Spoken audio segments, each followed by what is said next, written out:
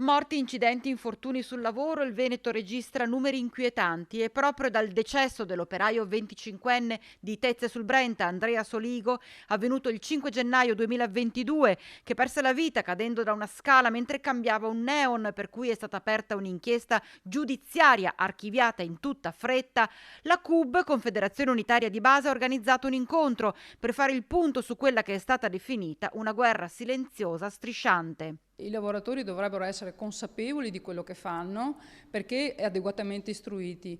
Spesso constatiamo che le norme sulla sicurezza sono consegnate su carta ai lavoratori che le firmano senza spesso leggerle. Questo non è avere a cuore la sicurezza dei lavoratori, ma è il viatico alla strage che stiamo vivendo in questi anni. In prima linea i genitori di Andrea Soligo, che ha lasciato una moglie e due bambini in tenera età. Loro non si arrendono alla decisione del tribunale. Giustizia non abbiamo avuta, abbiamo provato tante volte col Tribunale di Vicenza e ce l'hanno sempre rifiutato.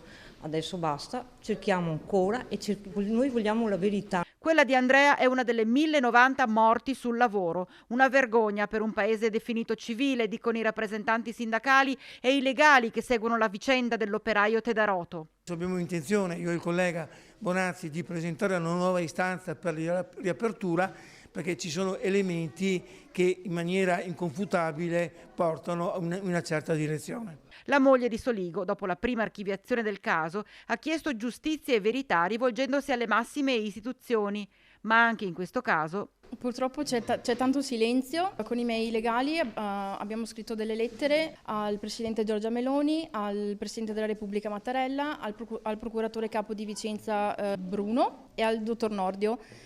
Ad oggi però non abbiamo avuto alcuna risposta e questo silenzio da istituzioni così importanti fa ancora più riflettere.